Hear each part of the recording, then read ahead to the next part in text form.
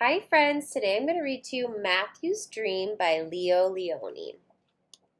I've read a few of his books to you. A couple of mice lived in a dusty attic with their only child. His name was Matthew. In one corner of the attic, draped with cobwebs, were piles of newspapers, books, and magazines, an old broken lamp, and the sad remains of a doll. That was Matthew's corner. So there's his parents, and there's Matthew. The mice were very poor, but they had high hopes for Matthew. He would grow up to be a doctor, perhaps. Then they would have Parmesan cheese for breakfast, lunch, and dinner. But when they asked Matthew what he wanted to be, he said, I don't know. I want to see the world. One day, Matthew and his classmates were taken to the museum. It was the first time.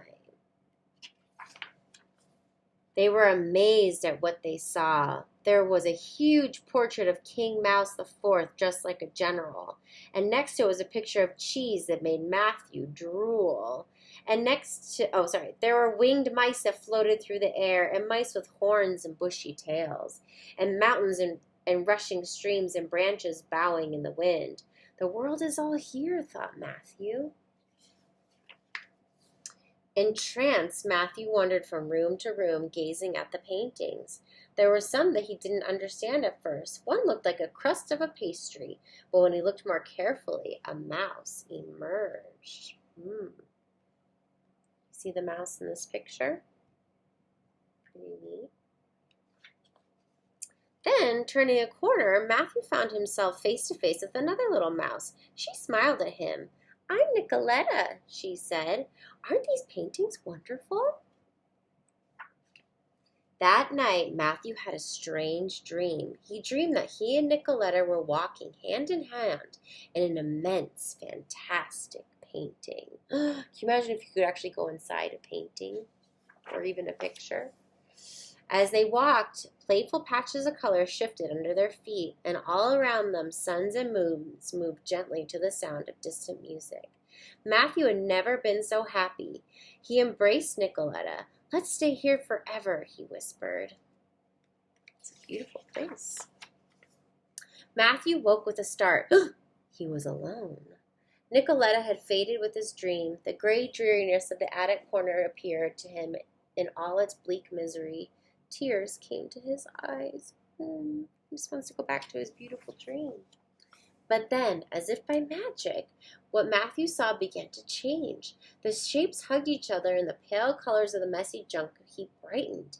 Even the crumpled newspaper now looked soft and smooth. And from afar, Matthew thought he heard the notes of familiar music. So can you kind of see some of the objects? Can you see where the lamp is now? And then can you see where the doll is? Oh, right there. He ran to his parents' corner. I know, he said, now I know. I want to be a painter. Matthew became a painter. He worked hard and painted large canvases filled with the shapes and colors of joy. Painting makes him happy, so his paintings are joyful.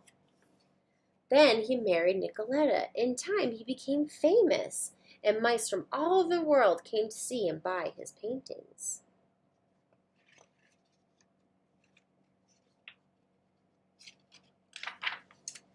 His largest painting now hangs in the museum. When asked about the title, Matthew smiles. The title? He says, as if he'd never thought about it before. My dream. Remember, he had the dream about all the beautiful paintings with Nicoletta, and then he dreamed it, and he became it. And that's the end. I hope you guys like that story. I'll have another one for you tomorrow. Bye.